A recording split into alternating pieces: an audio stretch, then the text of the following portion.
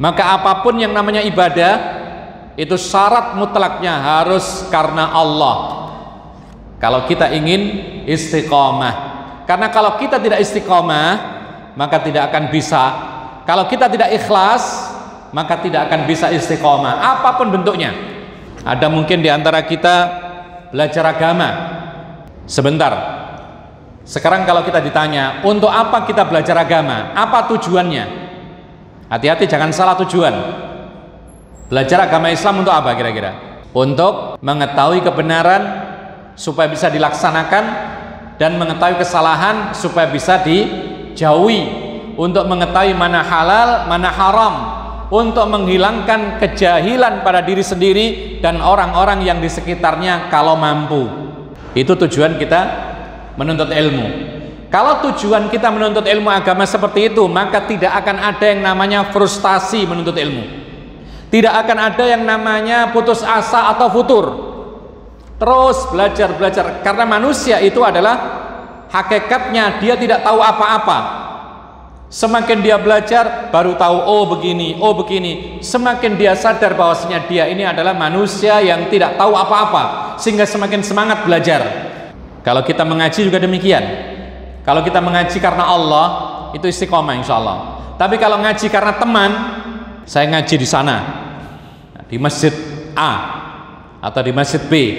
Kenapa? Karena bisa ketemu teman. Memang saya di sana ada ilmu yang disampaikan, tapi tujuan saya ketemu teman, ngobrol, asik-asikan begitu, heboh-hebohan. Itu tujuannya. Ternyata suatu hari temannya sakit, tidak bisa hadir. Kira-kira dia terus mengaji atau malas mengajinya? Malas mengajinya karena tujuannya ketemu teman. Tapi kalau mengajinya karena Allah, menuntut ilmu agama supaya tahu kebenaran, untuk diamalkan, supaya tahu kesalahan, untuk dihindari, tidak pandang yang hadir berapapun tetap hadir. Kawannya ada, kawannya nggak ada, tetap dia menuntut ilmu agama Islam. Itulah keikhlasan. Sehingga keikhlasan ini menopang kesuksesan kita dalam setiap usaha, apapun usahanya.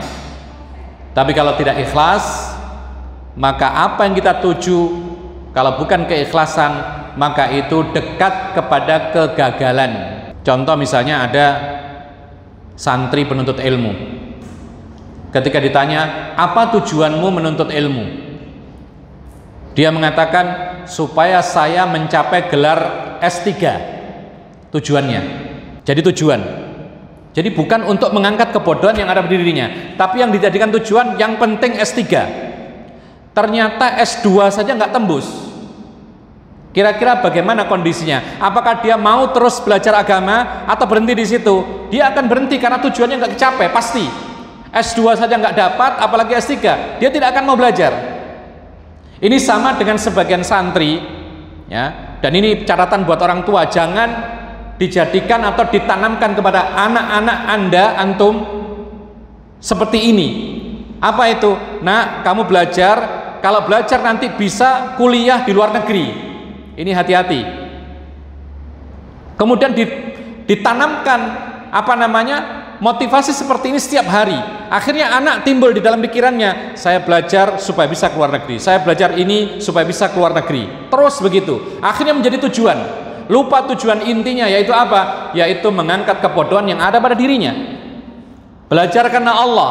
Sehingga apa? Ketika dia belajar ternyata mendapati kesulitan, maka dia tidak mampu untuk mencapai tujuannya, akhirnya futur, tidak akan mau belajar lagi.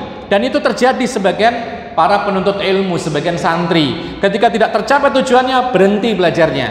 Padahal menuntut ilmu agama itu adalah ibadah. Sementara ibadah itu kata Allah Subhanahu wa taala, wa'bud rabbaka hatta ya'tiyakal yaqin. Ibadahlah kepada Allah sampai mendatangimu kematian, tidak ada berhenti. Juga demikian ada santri yang cita-citanya dan tujuan belajarnya menjadi ustadz. Ini kalau tidak tercapai dia tidak akan belajar, kalau tercapai berhenti belajarnya, bahaya. Jadi kalau belajar itu jangan cita-citanya menjadi ustadz, jangan, ya, jangan tujuannya menjadi ustadz, jangan tujuannya menjadi ini dan itu, tidak. Tujuan belajar adalah mengharap ridhonya Allah Subhanahu wa taala, menjalankan perintah Allah Subhanahu wa taala, mengangkat kebodohan dari diri sendiri dan orang-orang yang ada di sekitarnya jika dia mampu.